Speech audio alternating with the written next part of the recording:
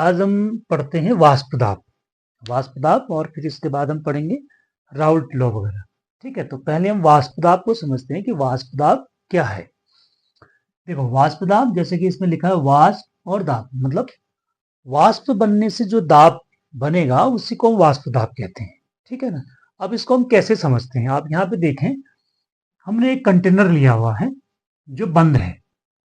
ठीक है, एक क्लोज्ड वेसल है, उसके अंदर में हमने कोई लिक्विड लिया हुआ है, कोई भी सॉल्वेंट भी हो सकता है, और लिक्विड हमने लिया हुआ है। ठीक, अब इसमें क्या होगा कि आपने देखा होगा, जैसे अगर आप घर में भी अगर देखते हैं, अगर कोई बोतल है या अगर कोई ऐसा बर्तन होता है जो ऊपर से बंद होता है, जिसमें अगर हम कोई लिक्विड को या पानी को भरते हैं, तो आपने देखा होगा कि कुछ समय बाद में उसकी जो ऊपर की सरफेस होती है वहां पर क्या आता है, वहां पर कुछ पानी की बूंदें लग जाती है ना, कुछ पानी की। या कभी आपने भी ऐसा भी देखा होगा, कोई बड़ा भी बर्तन है, अगर उसके ऊपर से हम ढक्कन रख देते तो जब ढक्कन को हम उठाते हैं तो उसके नीचे क्या लगी होती है, पानी की बूंदें लगी होती है ना।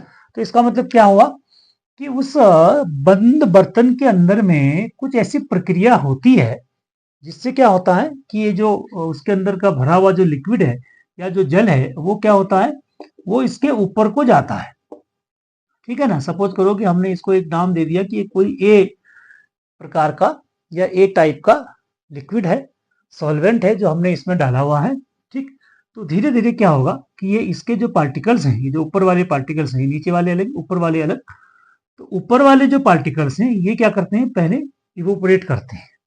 ठीक है ना, वाष्पोत्सर्जन जिसको हम कहते हैं, है ना, वाष्पोत्सर्जन की प्रक्रिया होती है। जैसे आजकल देख रहे हैं आप, बारिश हो रही है तो हम नॉर्मली क्या कहते हैं, वाष्पोत्सर्जन इसके लिए जिम्मेदार होता है कि नीचे की वाष्प जो है उड़ करके ऊपर जाती है, फिर कंडेंस होती है, फिर नीचे आ जाती है ना। तो उसी तरह की प्रक्रिया यहाँ पर भी है। कहने का मतलब ये जो लिक्विड इसके अंदर हमने भरा है, इसके अंदर क्या प्रक्रिया हो रही है, एक तो इसके अंदर ये हो रहा है वाष्पोत्सर्जन कहते हैं हम इसको। ठीक है, वाष्पोत्सर्जन या इसको हम कहेंगे वेपोराइजेशन हो रहा है। ठीक है ना, वेपोराइजेशन हो रहा है। तो ये क्या होगा कि जो पार्टिकल्स हैं जो सबसे ऊपर की लेयर में जो लगे हुए हैं अभी, तो ये ऊपर की लेयर वाले पार्टिकल्स कहाँ जाएंगे, इधर को चले जाएंगे। ठीक है, ये ऊपर को चले जाएंगे, वाष्प के रूप में ऊपर जाएंगे। फिर धीरे धीरे क्या होगा कि जैसे ये ऊपर जाएंगे तो कुछ समय बाद क्या होगा, जब इनकी एनर्जी ज्यादा होगी तो ये ऊपर जाएंगे। ऊपर जाने के बाद क्या होगा, ठंडे होंगे तो फिर कहाँ आ जाएंगे, ये नीचे आ जाएंगे, मतलब कंडेंस हो जाएंगे। ठीक है ना, कंडेंस होंगे फिर नीचे आ जाएंगे। ठीक, तो ये फिर नीचे आ जाएंगे, जब ये नीचे आएंगे तो क्या होगा, फिर जो नीचे हैं वो फिर ऊपर जाएंगे, है ना। तो ये प्रक्रिया चलती रहेगी, ये ऊपर जाएंगे और यहां से ये नीचे आ जाएंगे। ठीक है, तो एक मतलब इसके अंदर क्या हो रहा है कि एक तो आप ये समझो कि वेपोराइजेशन हो रहा है, और दूसरा क्या हो रहा है कि इसी के उल्टा यहां से क्या हो रहा है, कंडेंसेशन भी हो रहा है ना। दोनों प्रक्रियाएं एक साथ हो रही। ठीक, तो कहने का मतलब क्या हुआ कि ये जो इस तरह से हम बनाते हैं चिन्ह, इसको क्या कहते हैं, इक्विलिब्रियम कहते हैं। ठीक, तो कुछ समय बाद क्या होगा कि एक ऐसी स्थिति आएगी जब ये पूरा जो इसके अंदर हमने लिक्विड भरा हुआ है, ये लिक्विड कैसा हो जाएगा, एक इक्विलिब्रियम अवस्था में आ जाएगा।